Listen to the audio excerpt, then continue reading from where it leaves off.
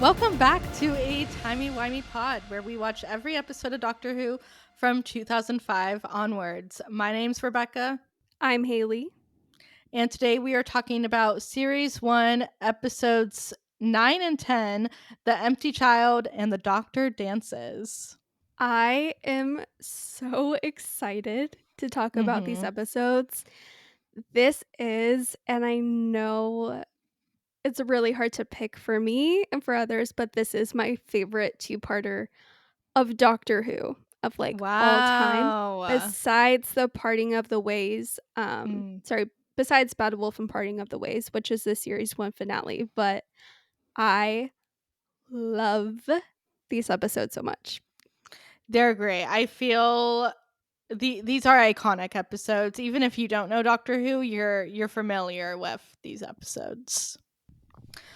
Something we wanted to say before we jump into the episode. This is, as we all know, the episode where Captain Jack makes his first appearance. We're big Captain Jack fans, but just because we like the character doesn't mean we support the actions of the actor John Barrowman. He's been accused of a lot of really, honestly, just disturbing stuff. You can look into it. But yeah, we just wanted to preface that before we talked about the episodes. Are you ready to hear some fantastic facts? Yes, I am. Okay, I'll be honest. Despite being like really iconic episodes, the facts weren't that fantastic. But here's what we have. So when Russell T Davies was first pitching the reboot, Jack was going to be Captain Jax, Jax. So that was fun. Interesting. When the doctor goes to, I should have looked up how to pronounce this hospital name. But when the doctor goes to the hospital in this episode, in The Empty Child, that's not the first time we've seen the Ninth Doctor at that hospital. It's the same hospital that he went to in Aliens of London, where they took the pig. Oh, interesting. I didn't Mm-hmm. notice that.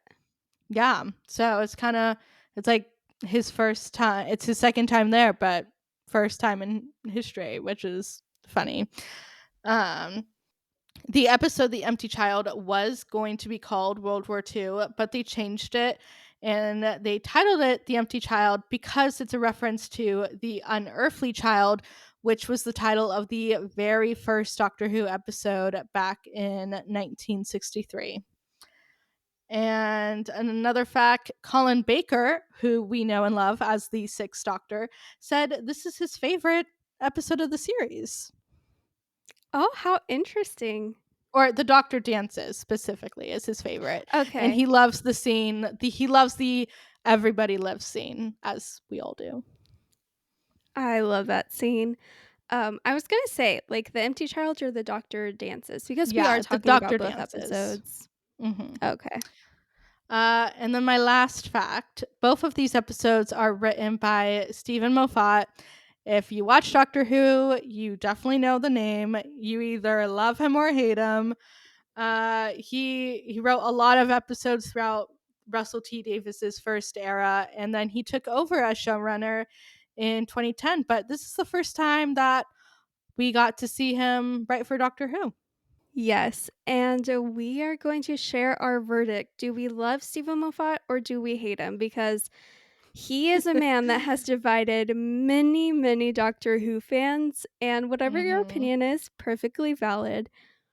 I can speak for myself and that I have a toxic relationship with that man. Where that man goes and writes, I follow.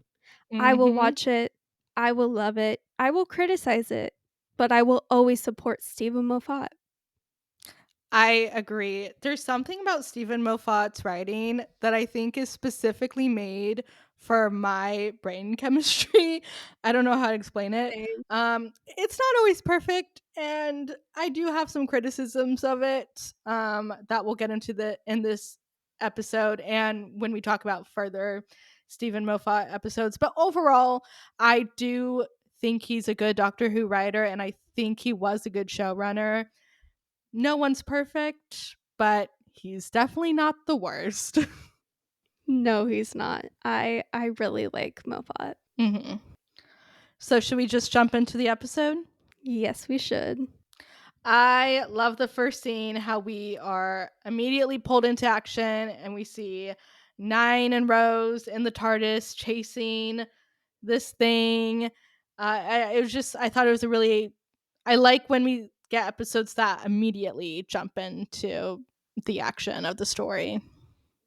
Me too. I love how it started off with them traveling through space and how they saw what looked like a cylinder. We later learn it's a Chula warship, or not worship, ambulance. But Hmm. I just love that whole like aspect. And yeah, it's a little cheesy because of the quality. It was Yeah, made in 2005, but I really enjoy it, and I love Rose's whole look in this episode. Her Union Jack shirt, her hair, I love it so much. it's very camp. So they land in, oh shoot, what was it? 1941. And they don't realize it's 1941 yet. And what do we think of Rose wanting the doctor to scan for alien tech and be more Spock in reference to Star Trek? Because when I watched it this time, I was like, is that out of character for Rose? Like why now is she bringing this up? Like, do you know what I mean?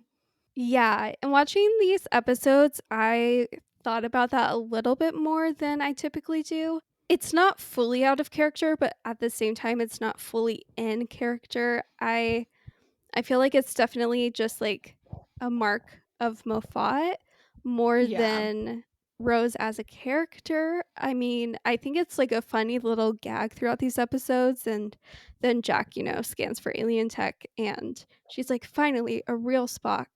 So I think it's like a little funny thing. But yeah, I don't know. What do you think That's one about like of Rose? a few things in The Empty Child I noticed. I feel like Rose is a little out of character in The Empty Child specifically. Um, her conversations with Jack, I mean, I love seeing Rose and Jack. It's an iconic duo, but it also felt out of character. She was just a little too enamored. um I found their conversations just we'll talk more about it as we get into it, but in this episode, The Empty Child, she seems a little out of character. I think they kind of find her again in the doctor dances, but there's a few small things, maybe I'm nitpicking, that just didn't feel quite right for me. Yeah, when we get to talking about like Jack being introduced in this episode, I do definitely have like a moment I want to talk more about. Hmm. But before we do, I think it's important that we know that we give the introduction of Are You My Mummy? Rose Yes. sees a child with a gas mask on top of a roof. And I guess we're going into like her meeting Jack, so I didn't even really need to say that a second ago, but um she sees this child saying, "Are you my mommy?" And she thinks the kid is scared. And so she goes to try to help it. But before she knows it, she is hanging in the middle of the Blitz in In a Union 1941, Jack t-shirt. holding a rope. Like, Yeah. this was this was like our first hint that Moffat can be a little bit unhinged. The image of Rose hanging from the barrage balloon is just iconic in my mind. And then this is how Jack gets introduced into the episode. And for being such a big character in the Doctor Who universe, I mean, he goes on to get his own spin-off show. His first scene is just so weird. Like, he's just looking at her through binoculars, as like it was just, it's a scene that, doesn't age well over time. But so it's funny to look back and be like, oh, this is how we meet this character who's become like so iconic to the history of the show. Yeah, it is definitely a moment that in hindsight gives me the ick. Yeah. Um, yeah, I agree with you. I tend to just like delete this specific clip from my mind. I don't know if that's like the appropriate thing to do, but It's kind of what you got to do with Doctor Who Yeah. sometimes. I mean, the show's 60 years old. Not everything is going to age perfectly into the future, and that's just television for you. Yeah, I agree with that. But yeah, Jack ends up saving Rose because she starts falling and he uses, I guess, like a transport beam. I don't even like know what it is. Oh yeah. And then she meets Jack on the Chula ship that he right? Yeah. And the one funny part about the meeting, it kind of makes me laugh, is them being exposed by the psychic paper. Yes, I do love the little psychic paper exchange. And I do love the moment when she's hanging in the air and he's like, "Can you turn off your cell phone?" And she's like, "No one believes that." And then he's like, "Hang on." And she's like, "Do what?" But the psychic paper exchange is really funny. Also, as a side note, can we talk about while this is happening, Nine goes into, I guess, like this secret bar, I guess you would say, and he Hmm. asks if anything fell from the sky, not realizing it was in 1941. And Hmm. that part always cracks me up. It does. And then he goes back outside to look for Rose, and we meet Nancy and her Molly American Girl doll braids. That's And exactly what it is. Oh my gosh, you nailed it. I was watching it and I was like, oh, she's Molly, the American Girl doll. But not annoying and a girl boss. Very true. She's what Molly wishes she was. I love how Nancy takes care of these kids who don't really have anyone to take care of them. And I love how she makes them sit down, one piece of meat. She makes them use their manners, clean up. Like it's very sweet and wholesome, and I could watch a whole TV show about Nancy and these kids trying to survive on the streets of London during World War II. I feel the exact same way about Nancy. I could just watch like endless episodes of just like her and her adventures. And something I really love about Doctor Who and about certain episodes is there's just these episodes like this two-parter where there's these side characters that you just grow to love so much. And I love that. I love that we're not just like caring about the doctor and the companion and whoever the main Hmm. characters are in that episode, but also like the people in throughout history. And it's just I love Nancy's character and I think she was written really beautifully. I agree. I love when they're all passing around the meat and the doctor shows up somehow without anyone seeing him. And all the kids are like and he began like I just love that scene of him at the dinner with them, and he's asking about Jamie and he says he's looking for a blonde and a Union Jack and Yeah, yeah. I love that moment. I have a question for you. So Ooh. then we have Jamie, like the gas mask child, come and try to get inside and like, are you my mommy? Like he calls on the phone and he calls on like the record or not calls on the record player, but it starts saying like, are you my mommy? What was your reaction to this? Because when I watch this scene, even though I know the outcome of this two-parter, it's still a little freaky, No, a little creepy. it's very creepy just when you don't know what's going on. I think that's why this is such an effective episode is like how did this happen? Why are these people, why are their faces and flesh and bone these gas masks? Why are they saying are you my like there's just so much mystery behind what's happening, and it gets resolved in the end in a really good way. But that's definitely why these episodes are so creepy for so many people. Yeah, it is nightmare fuel. Hmm. I love the line uh that the doctor says to Nancy when he says it's not the it's not easy being the only kid left in the cold.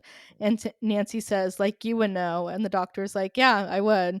That, such a good line. Always, there's some great one liners from Christopher Eccleston throughout these episodes. His performance is so good in both of these episodes. Just even just tiny moments like at the dinner, the way he looks at Nancy as she's talking to the kids is so sweet. He clearly admires her and like how she's taking care of these other kids. And his performance is so good in these episodes. It is. I completely agree with you. And I just, my favorite thing, and we'll get into this more at like towards the end, but my favorite thing about these episodes is it does end on a good note Hmm. ultimately. And yeah, there's definitely one liners that I have written down in my notes that we'll get to that just really like are really wonderful. So back to Rose and Jack, I think the reason their conversation annoys me is because it's that classic miscommunication trope.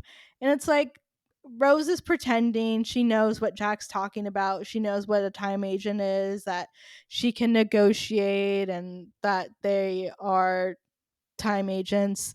And Jack is clearly getting frustrated with the conversation. Uh and I don't know. I don't think it was effective, that scene. It didn't do anything for me, and I don't like it. I I disagree a little bit. I see that discussion a little bit differently. I feel that Rose is just really protective of her and the doctor. And I mean, you see in Dalek when she says, like, I have a friend called the doctor. He's here to help.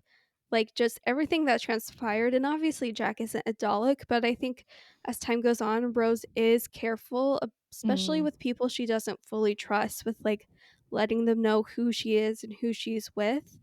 Um, so I don't really fault her for pretending to be a time agent to get to the bottom of like whatever Jack wants. My issue is more of with Jack trying to woo her and giving her champagne and them dancing on top of like the Chula ship right by Big Ben. I think that's more of my problem that I don't love. Like I don't necessarily love them dancing and her being a little like It's loopy definitely because of the champagne. manipulative on Yeah. Jack's part. Yeah. Yeah, for sure. So I think that's my problem more than like the miscommunication trope. Yeah. And you know, we do know, like, he admits later he's trying to con them. I just wish it was a little more clear that Rose wasn't falling for the con. And I don't Uh know if they made that effectively clear in the writing. yeah, I agree with that. I feel like in any other episode she would not be falling Yeah. for it like this. But yeah. I So do love the visual of them on the ship drinking and dancing next to Big Ben. It is iconic. yeah. It is an iconic moment and I do Mhm. really like the visual. I just like don't love how they both interacted in that moment, like I in talking agree. to each other. But also an important thing to mention in like this whole scene with Jack and Rose like meeting each other for the first time is that Rose has rope burns on her hands from hanging on the Mm. rope, and Jack has nanogenes in his ship that heal her from these wounds, which is going to be a really important part of the Doctor dances. Yeah, I think the overall storytelling in these episodes is really effective. The thing A lot of things that get set up have really effective payoff, and the nanogenes is part of that. Yeah. Nancy and Nine have a silly little moment where she tells the doctor about how this like weird unidentified object fell from the sky and it wasn't like a typical bomb and she knew where it was, but she has this moment where she's like, "Okay, I'll take you to the doctor." And Nine is like, Hmm. "What? What do you mean the doctor? I'm the doctor." And I think that's it just is a Yeah, little silly little thing. I thought it was a funny little gag, and I do. love the scenes of Nine and Dr. I think Constantine. it's Constantine. Yeah, Constantine. I especially love when they're talking about how Dr. Constantine is caring for these patients, and the doctor's asking him, why is it just you? Why are you still here? And he says, when the war started, I was a father and a grandfather. Now I'm neither, but I'm still a doctor. And Nine says, yeah, I know the feeling. And that, I remember watching that for the first time and being so like, oh my gosh, that's devastating. And you kind of realize throughout the series we see the effects the time war had on the doctor, but that just small line, I remember being like, oh wow, like this, he had a family, he had friends on Gallifrey, and it's such a good interaction, and Christopher Eccleston delivers it wonderfully. He delivers it really wonderfully. I agree. And I think this is a really great parallel comparing Dr. Constantine and the Ninth Doctor Hmm. with two different wars, but being in a very similar headspace where they're still doctors, albeit, in different ways. And I really, really like the character of Dr. Constantine. And there's also this moment that Nine has with Nancy where he just stops to say that, like, they're amazing. Like, England, Londoners, like Hmm. Nancy and the kids, they're amazing. They're an amazing lot in this really bleak moment after Nancy told Nine about, like, the fate of Jamie, who she said was her brother. We later learn he was her son, or he is her son. And so just in that moment that Nine just took the time to stop and say that they're amazing is also just like a really nice thing to see.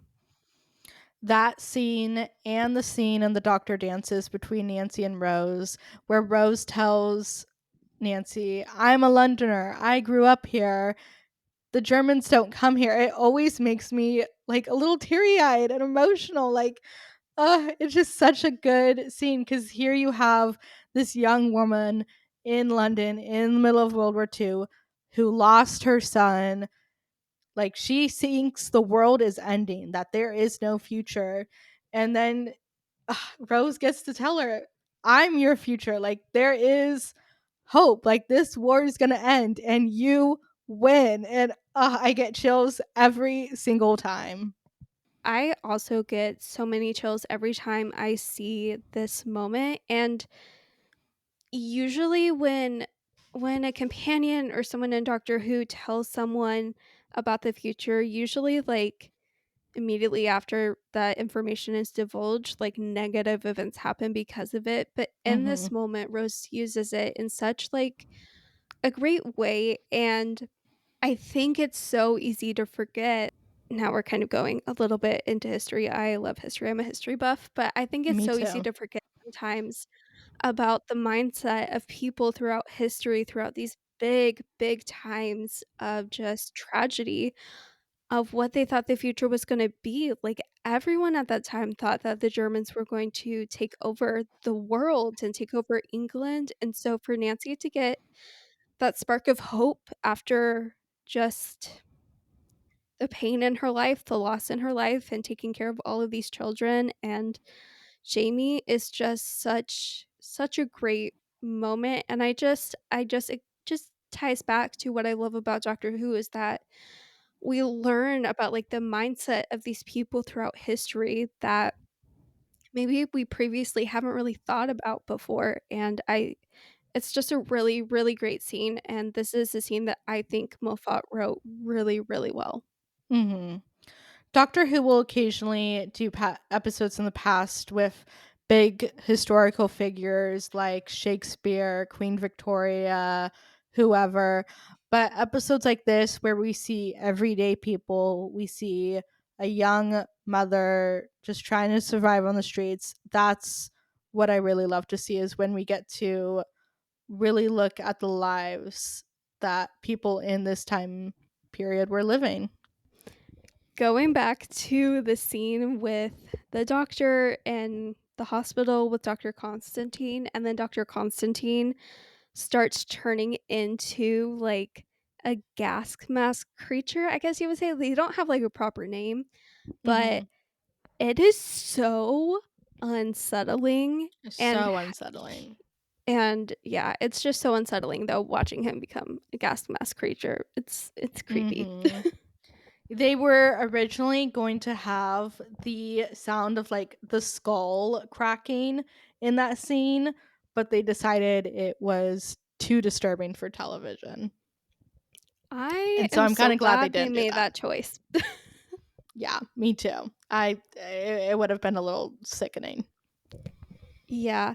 Okay, this is so random, and I know it's not, like, the same location, but the hospital, like, the creepy factor just reminds me of, like, the orphanage and, like, the Impossible Astronaut, um, Mm, two-parter, that starts off series 6. Like, it's just that same yeah. very creepy vibe.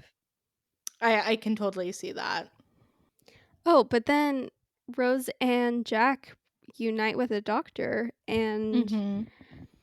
here we get, like, another mention of Spock because Rose told Jack that the doctor's name is Doctor Spock, and I just feel like they kinda already went through the whole, like, "You don't have a name," and he's like, "Yes, I do. I'm the doctor," in, like, previous episodes, so That's another moment that I thought was out of character for Rose. Like, at this point in her traveling with the doctor, she knows, like, he's just the doctor, and she's like, "What am I supposed to?" And here we see her be like, "What am I supposed to tell him? Your name?" Like the, and I feel like at this point in their travels, that wouldn't be something she would be saying. yeah, I agree. I feel like that would have been a line she would have said in one of the first episodes. Yeah, I think they just wanted the Star Trek references, honestly. Probably. Yeah. But I love the ending of them all getting kind of cornered by the gas mask people is such a good ending and so nerve-wracking. Oh my gosh, it's so creepy. And then the doctor dances picks up in the same moment, and I've heard people don't like that it's quickly resolved in this way, but I think 9 telling them to go to their room, and him not even knowing if that was gonna work, I that's a great moment for me. I love it. I love that moment too, and I love how he says, "I'm very, very cross with you." Yeah, Mhm. I don't mind that it's resolved pretty quickly because, like, it is resolved quickly, but also shortly after this, they come after them again. Exactly. And in the Doctor dances, we really get to see more of the dynamic between Rose, Jack, and the Doctor, and I think the 3 of them together, it's it's so good. Oh, it's so good, and I love the moment when Nine mentions he loves bananas. And because, like, the whole thing came about because Jack has a square and a gun, and the doctor was like, "Nice, 51st century from, like, the groves of Villengard," or something like that, Mhm. and he basically alludes because Jack mentions that all of those factories that would produce, like, the squareness guns blew up, and the doctor was like I said, I only went there once," and he basically alludes to for whatever reason, blowing up all the factories and then making banana groves, grow, and I just love, like, this is the beginning of the doctor mentioning he loves bananas, and it's just such a Mhm. funny, like, gag. I know, it's such a bit now in Doctor Who, and I was gonna say the same thing. I love the whole squareness gun back and forth, and when the Doctor swipes Jack's squareness gun for a banana, and then he says, "Don't Yes. drop the banana." That whole bit is great, and I love like the idea of him blowing up the factory and planting the banana grove. I love it so much, and we get this scene, and I feel like this is very in character for Rose, so I feel like we're back with Rose being in character, where she notices and, like, tells the doctor, she's like, Jamie seems like he doesn't even know who his mummy is. Like, Mm, because they were wondering, like, why does all of these do all of these gas mask creatures keep saying, "Are you my mummy?" Like, that's the only thing yeah, they say. "Are you my mummy? I'm scared." definitely. I love it's a little bit later on when what did she say? But it's when the doctor is frustrated and Rose says something like, "Oh, when he starts insulting other species when he crossed, told you 30 minutes about species he's better than when he cuts himself shaving." And I love the idea of Rose just sitting and listening to the doctor rant about other species when he's upset. Such a great just one-off line. I feel like his list probably grows as he continues Definitely. in his adventures. I know we like missed this one liner. Um, like it already happened, but after the doctor said like go to your room, Mhm. I love how immediately after he says, "I'm really glad that worked because those would have been terrible last words." And it's a great one liner. Yeah. The writing that the Ninth Doctor gets is in this episode is so good. Doesn't it just make you wish he was in the 50th and we got to see Steven Moffat write this character even more? Like, I totally understand Oh, Christopher Eccleston is so valid for not wanting to come back. I'm always yeah, going to be Team Chris, but I same. also I would have loved to see him come back, and I still want him to come back. No, I still want him to come back too. I know he's mentioned I think he's gonna do some Big Finish audios, Hmm. but I know. I would have loved him in the 50th or in future episodes. Not that I think that will happen, but that would have been really great to see like how he would have been written in those. I also love how Rose also shades 9 and says, "Yeah, I know. The first day he met me, he blew up my job." That's practically how he communicates. Yeah, I loved that too. And I love when he's kind of embarrassed to admit to Jack that he has the sonic screwdriver. Like, Jack is like, "Oh, I have my sonic gun or the squareness gun or whatever he has," and the doctor's like, "Yeah, me too, and I have a sonic," and Jack's like, "A sonic what?" And he's like, "Doesn't matter, it's just a sonic." Yeah, that moment is hilarious, and it's not like the last time we see the Doctor acting like that. Like him and Hmm. 10 and the 50th literally compare and bicker about like which sonic screwdriver is better. Yeah. So and then the three of them are getting chased by Jamie. I love the scene where they're in what was Jamie's room. They're surrounded by all the drawings and they're talking about him and then the tape runs out and they Oh, realize yeah. he's right there. So haunting but so good. So good. I love when the doctor, Jack, and Rose are being chased. They end up in this like kind of small room and they have no way out except a window that I think they said is like 7 stories up or something. And Jack is able to teleport back to his ship, but he has to wait to get he has to wait to get the doctor and Rose. And I love the conversation that the doctor and Rose have in the scene. I love her sitting in the chair, kind of swaying back and forth as he's trying to resonate concrete. I love that too, and I love how he tells Rose that she's assuming he doesn't dance, I know and he's then so she's offended. like, It's so funny.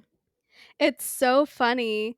And then she's like, "Okay, come on then." And he's like, "Rose, but I'm resonating concrete." And Rose is like, basically like, "So." And then he eventually makes his way to her, and it's just like, oh, I love this moment so much. And they are about to start to dance, but then Jack spoils the moment. He teleports them. Mhm. I mean, he saves them, but he teleports them to his ship. I do love when Jack says, most people notice when they're being teleported, but not you two. Yeah. I love when Rose is telling the doctor about the barrage balloon incident and he calls her Jeopardy friendly. That's a great line. It is such a great line.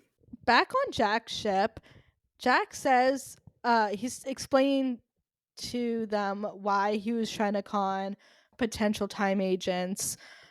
And we find out it's because he's trying to get revenge. He had 2 years of his life, years of memories stolen from the time agency. And I love when he says to Rose, "Your friend over there doesn't trust me. And as far as I know, he's right to."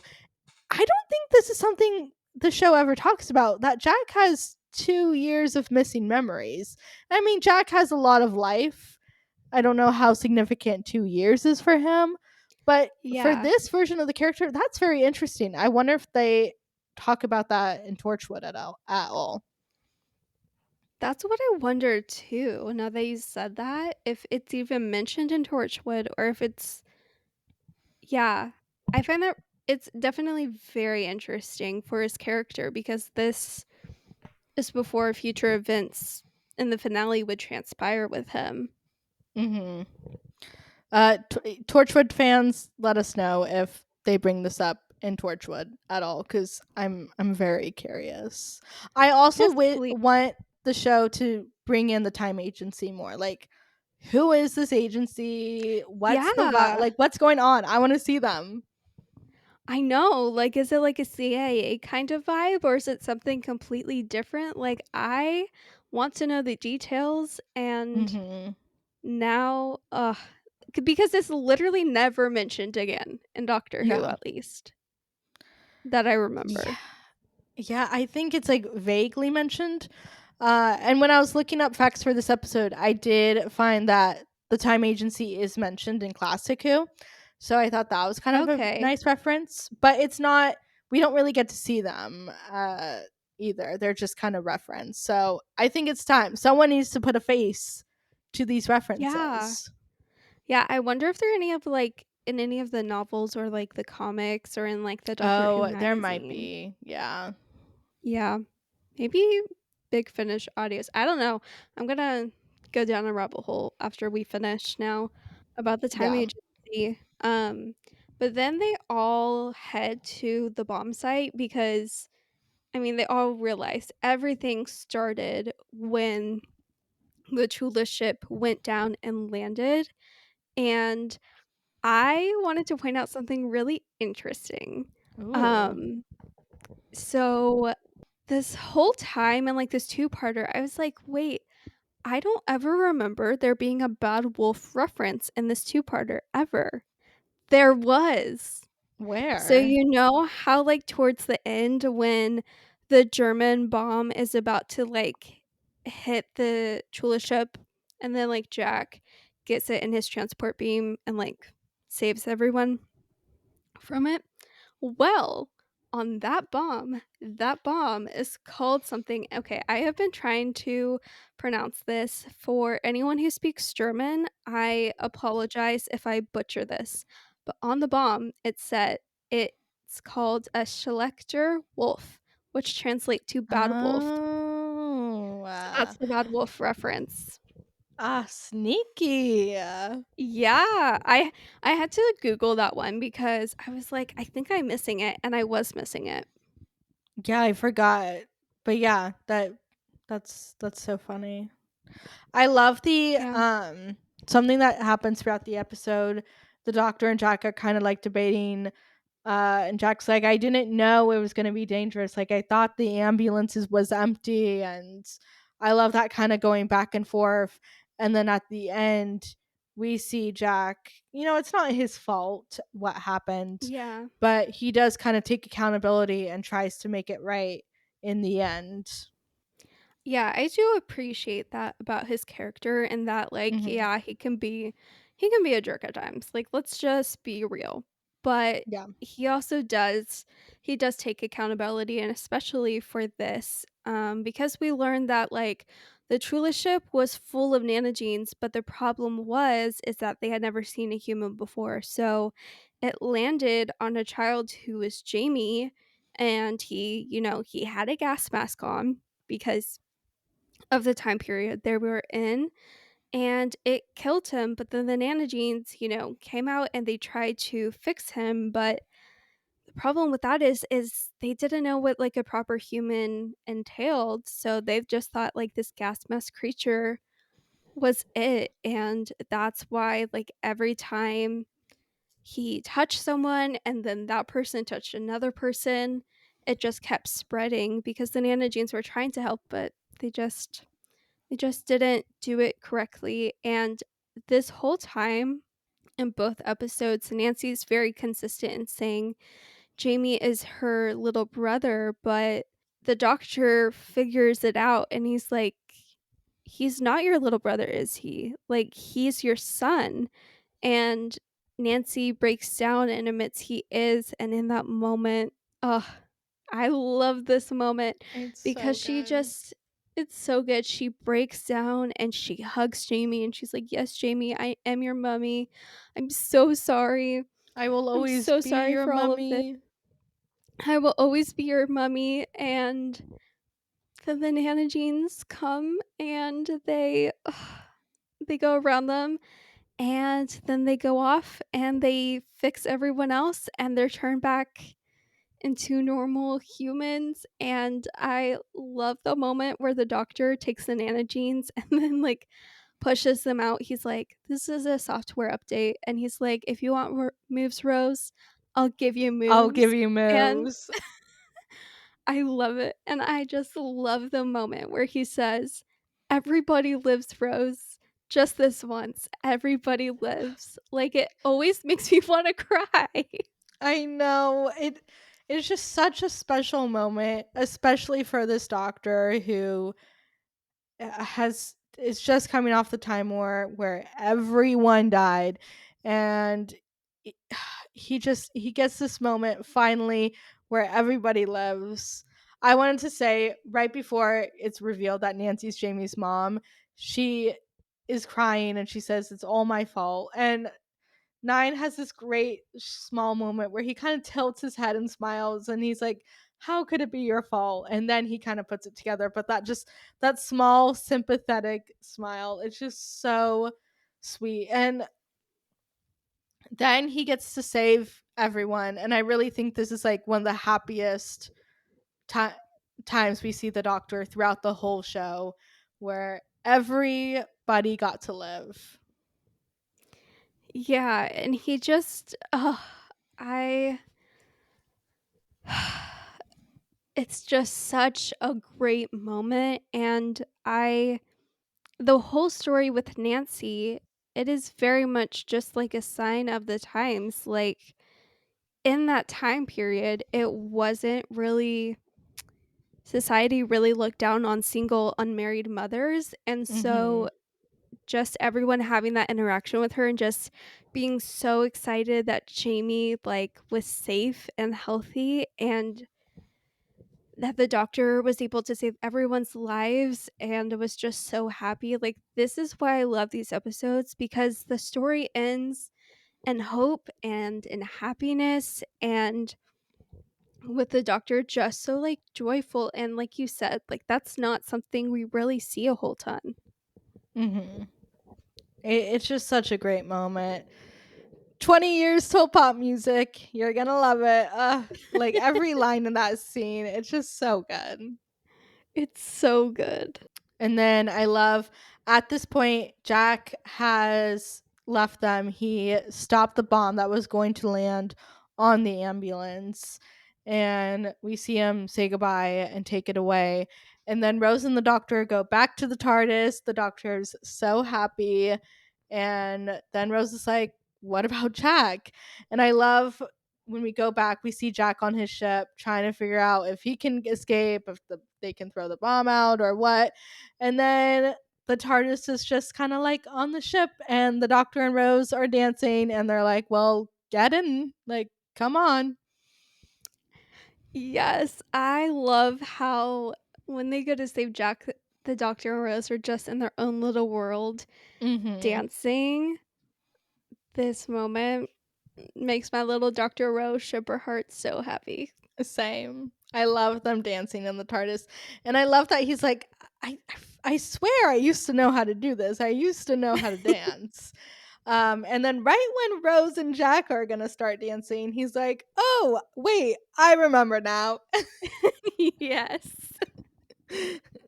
And it just ends in such a cute way. Jack watching as the Doctor and Rose dance together in the TARDIS, and what can be better than that? What's name a better ending than the three of them in the TARDIS and the Doctor and Rose dancing? It's so good. It is so, so good. And yeah, so this episode just makes me so happy. Um, I mean, if the Doctor Dances wasn't alongside the Empty Child, it probably wouldn't be my favorite two-parter, but there's just something about these episodes that even with their flaws, I really do like them.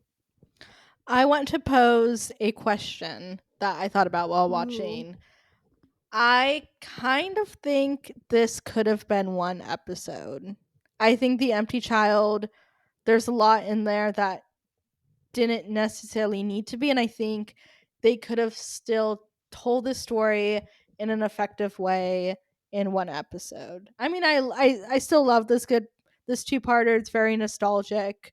I mean, we just talked about everything we love, but I think if they were making it today, it would be one episode. I disagree. I really like that it's a two-parter because we just get more insight to like Nancy and her side of things and the children. I personally love that it's a two-parter. I don't mind, and I think a lot of parts would have been cut out if it was one episode. Yeah.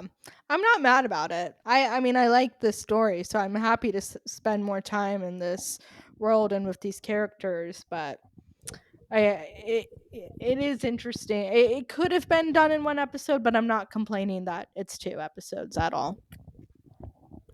So my question to you is, what do you think is the heart of this episode? That's a hard question because there's so much here. You know, there's everything with Nancy, there's everything with Jack and Rose, and everything with the Doctor.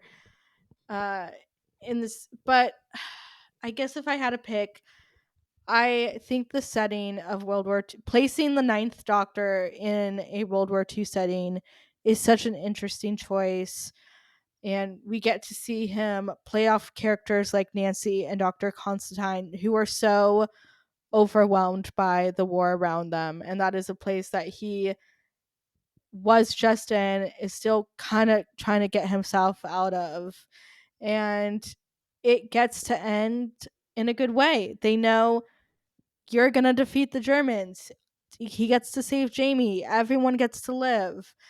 And so I think that's kind of the heart of this episode, is the Doctor getting to save people in this war when he couldn't save his own family in his own war on his own planet. Beautifully said. I agree. Do we have any reviews for this episode? Yes, we do. So, SFX, which is a British magazine, stated that the two-part story had everything, and they praised Moffat's script and highlighted the ending of the Doctor dances as funny, surprising, heartwarming, and life-affirming without slipping into syrupy schmaltz. Um, Jack Hogan of Digital Spy did not like that John Barrowman like played Captain Jack. Like he just didn't love that Oh, tea. whole thing. But he did name the two-parter as some of the best episodes of the series. And also The Empty Child and The Doctor Dances both won the 2006 Hugo Award for Best Dramatic Presentation Short Form. Mm. Yeah, the legacy of these episodes have definitely carried on. I think if you ask any fan, this is definitely a moment where they kind of get hooked into the show. Like if you weren't already hooked throughout the series, these episodes, they got you. They got you and they pulled you right in. Mhm. Definitely. Anything else we gotta discuss or add before we go? I don't think so.